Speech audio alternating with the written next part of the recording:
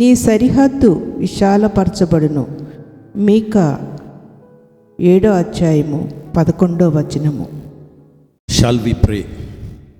మీకా 7:11. మీ సరిహద్దులు విశాలపరచబడును.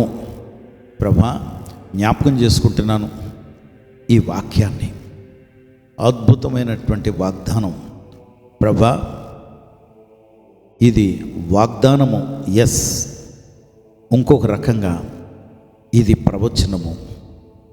నాయన, వింటున్నటువంటి నీ బిడ్డలతో నువ్వు మాట్లాడుతున్నావు. మీ సరిహద్దులు విశాలపరచబడును. Yes lord. నమ్మిన వారికి సరిహద్దులు విశాలపరచబడుతున్నాయి.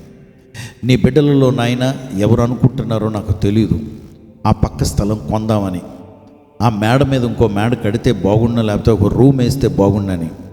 ప్రభా, పిల్లలకి ఇదిగో ఇంజనీరింగ్ డిగ్రీ చేస్తున్నారు కదా, కంప్యూటర్ డిప్లొమా లేకపోతే కంప్యూటర్ ప్రోగ్రామ్ ఇది కూడా చేస్తే బాగుండని, వాళ్ళకి ల్యాప్టాప్ ఇస్తే బాగుండని, లేకపోతే కూతురికి నాయన ఇదిగో ఈ గొలుసు కొందామని, లేకపోతే ఈ గాజులు కొందామని, ఈ డబ్బులు దాద్దామని ప్రభా, వారు రకరకాలుగా ఆలోచిస్తున్నారు. కానీ సరిహద్దులు వారిని కుదించేస్తున్నాయి. నువ్వు వాగ్దానం చేస్తున్నావు ఈ ఉదయం, అదేమనగా సరిహద్దులను విశాలపరుస్తున్నానని. You are extending the boundaries. నిజమే, మేము సరిహద్దులు కలిగినటువంటి వారంగా ఉన్నాం కనుకే మేము లిమిటెడ్గా ఉన్నాం.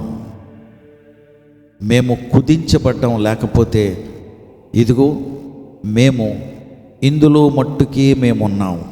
ఉదాహరణకి ప్రభా, నీకు ఉదాహరణ చెప్తున్నానని కాదు, నేను అర్థం చేసుకుంటున్నాను. సమయానికి మేము కుదించబడ్డాం, ఒక స్థలానికి మేము పరిమితం అయిపోయాం. కానీ ఈరోజు నువ్వు చెప్తున్నావు సరిహద్దులు విశాలపరచబడుతున్నాయని. అంటే మేము ఈ శరీరానికి మాత్రమే పరిమితం అయిపోవటం లేదు.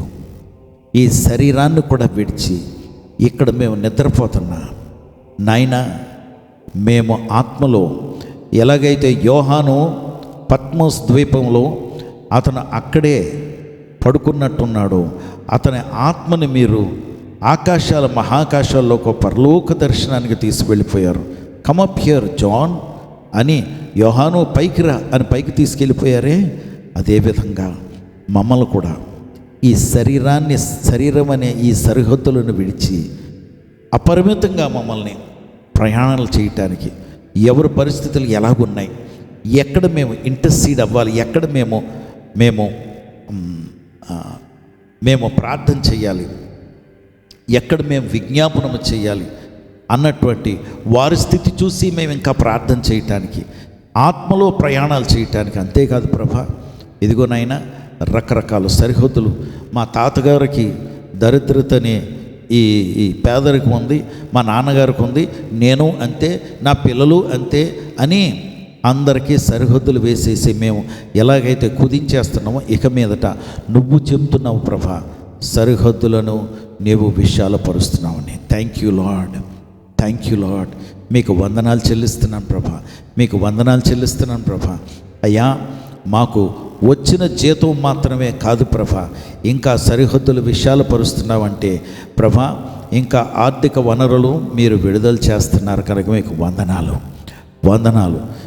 మా పరిచర్యలో ప్రభా, ఈ 100 మంది, ఈ 150 మందే కాక సరిహద్దులు విశాలపరుస్తున్నామంటే మా పరిచర్య ఇంకా పట్టణాలకి నాయన, గ్రామాలకి, అనేక ప్రాంతాలకి, ఇతర రాష్ట్రాలకి, ఇతర దేశాలకు కూడా నువ్వు తీసుకువెళ్తున్నావు.